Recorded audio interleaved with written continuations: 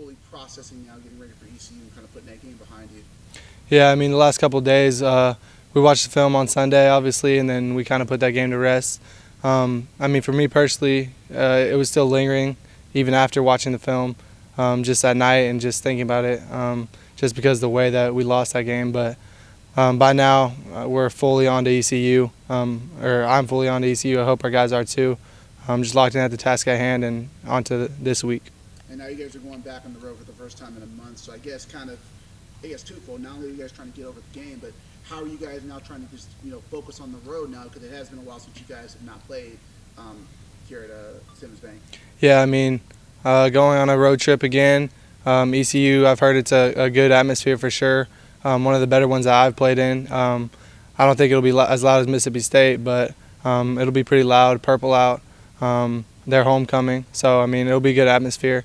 So to play a game in a different stadium, that'll be nice, and just to have that experience, and obviously, hopefully come out with a win. And you guys found a way to bounce back from a loss earlier this year to get a win. So are you guys kind of leaning on just those same ideas, like, hey, when we lost to Mississippi State, this is how we kind of bounce back and just kind of put last week behind you guys? Yeah, I mean, stick to the same script. Just have that 7-day lifespan, new week, new opportunity, and then obviously trying to get back in the win column. That's where we want to be. That's where everyone expects us to be. So just everyone needs to do their job, and hopefully things will work out. Ryan talked about after the loss, everything you guys still want in terms of what's available is still right in front of you in terms of what you want to do in the conference and everything. I know you would have liked to have the win last week, but where do you still feel like you guys stand in what you're trying to accomplish for this season? Yeah, I mean, like Coach Silverfield said, everything's still in front of us. Our conference is all over the place, to be honest, or I guess compared to last year, especially just teams winning and teams losing. That, I mean, everyone's still in the mix to a certain degree, and we're 2-1.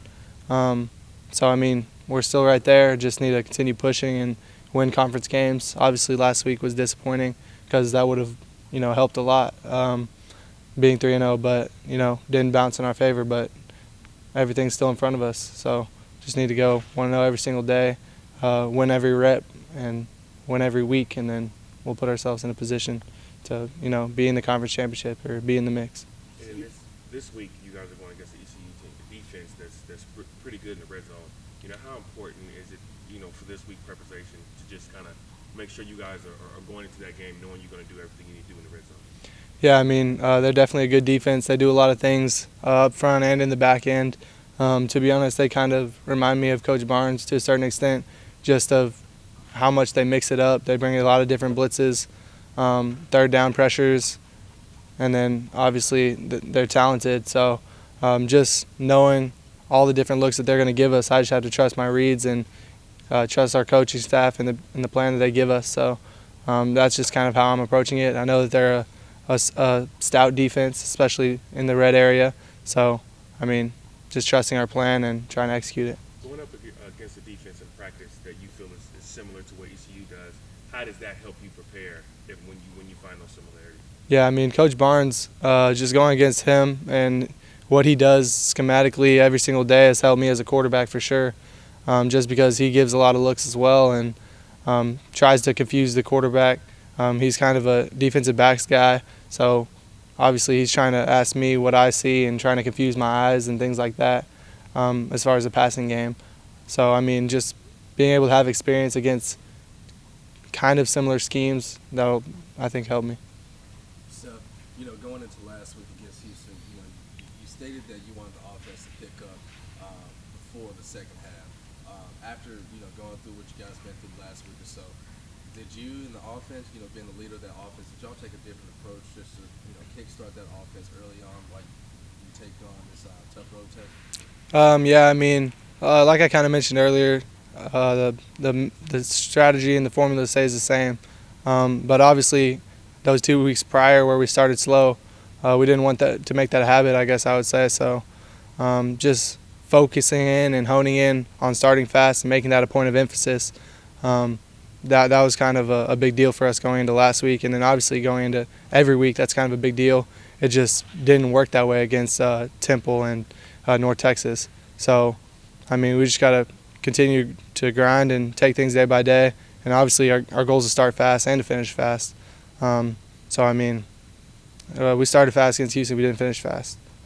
We started slow against those other two teams weeks prior, and then we finished pretty strong. So just gotta be a four-quarter team on the offense side of the ball, and just execute, finish blocks, finish catches, finish throws, do our assignments, and then we'll be a four-quarter team.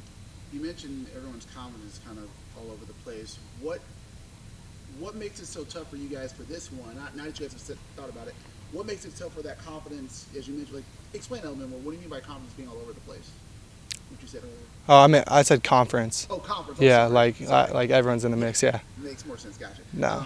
So I guess with this road trip, I mean, do you guys feel like there's more pressure, obviously, because it's obviously the most important game of the week for you guys, but like, do you feel more pressure going in, or is it just kind of the same level of pressure going into any game, just kind of knowing how to shake off the Houston one? I mean, for me personally, I'd say there's more pressure. For me, I mean, it's a huge game just because, the difference between 5-2 and 4-3 is drastic, especially because it's a conference game. And, I mean, it's a really good opponent, too. Their record doesn't really show how talented they are and how good they are. They played NC State extremely well. I mean, they're a good defense. So, I mean, as an offensive guy, we just need to do our assignment and, try and find holes. But the coaching staff is doing a great job this week in preparation for them. We just got to go out there and execute it to the best of our ability. As someone who always tries to be very even keel, when you say that this game is very important, does it add more urgency, or does it add more pressure, I guess? Because obviously you want this game to be important, but you obviously don't want to go in too over worrying about the game. Yeah, I mean, I wouldn't say I'm worried. I'd say I'm just that much more detail-oriented and things like that. But, I mean, like they say, pressure is a privilege. We're privileged to be in this situation and be in the mix and be able to play this game. So I'm just grateful that we're going to be in this situation to play against a great team and hopefully have a good game. Do you guys want to have that pressure kind of going in, like knowing that this game isn't just another game, but it is going to be a little bit more important than just any other one, you think? Yeah, I mean, I think our guys as a whole just are accepting of the fact that this is an important game, and every week, every conference game is extremely important. So, I mean, especially being on the road against a underrated team, in my opinion. They have a veteran quarterback, good O-line, and then obviously good defense. So we know that it's going to be a challenge, but our guys have practiced well this week, so we just got to see what happens on game day. The fact that the conference is so tight-knit, where you can find yourselves in more close games down the stretch, does last year's experience and the amount of close games that you guys were in last year, does that help prepare you for those moments? I mean, I would say no. I mean, being in close games, you could say that, oh, you've been in close games before, so that prepares you for close games in the future. But, I mean, every situation's different. Every team's different. But, I mean, having that experience, it just helped me kind of learn that, being in the college football game, that every game's going to be close and every team can win every game, especially with the transfer portal, things like that. There'll be extremely talented kids at the Group of 5 level at every team. So, I mean, and then it just comes down to coaching, in my opinion. And obviously, we just got to execute from a player standpoint. But every team's going to be talented. Every game's going to be close. So it comes down to turnovers and execution from an offense standpoint. You guys have been in so many close games. When people are talking about decisions or whatnot, or calls or whatnot, as a group, as players, when Silverfield wants to be aggressive and things like that, how much does that empower you guys to know he's got that trust in you to go execute those decisions, whether they work or not, but just the confidence to say, hey, we're going to go for it, we're going to be as aggressive as he wants to be? Yeah, I mean, the last 2 years, he's kind of been aggressive on fourth down for sure, in my opinion. So, I mean, it feels good to just know that he has confidence in our offense to be able to get fourth and short or things like that, and to have confidence in our defense to make a stop if things don't bounce our way. So fourth downs are an integral part of the game. So, I mean, just being able to go for it and keep our offense on the field, keep our defense, resting is kind of a big part of the game. So, yeah, it feels good. And for you guys, just to elaborate on that, when he puts that confidence in you as a group, does that just make you feel like, hey, whether it works or not, the fact that he believes in us being aggressive, that's something that makes you guys What does that make you feel as a group, just when he puts that confidence in you? For me, I mean, it makes me feel good just to be able to have the opportunity to keep our offense on the field because, you know, if it's 4th and short and you have the opportunity to get the first down and continue the drive and get points on the board, then obviously I want to go for it. But I would go for it like 50% of the time, but that's not my decision to make. So, I mean, I just try and execute the play and try and get that first down, whatever it takes. So that's about it. Oh, one more thing. Gabes' touchdown pass. How would you rate that compared to some of the other ones you probably are familiar with? I was a better throw than I could have made probably in that situation. No, I'm just playing, but it was a great throw. I was excited. I looked at him. I thought he was going to throw it to me, to be honest, but he just launched it, and I was watching it go through the air. I was like, oh my goodness. And then Asa caught it. I was running down to the end zone, jumping on him. It was a great throw.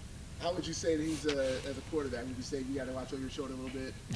For another person in the room now. I might have to. He's a triple threat. He can run, he can catch, he can throw. I mean, what can he do? Thank you, Thank you, guys.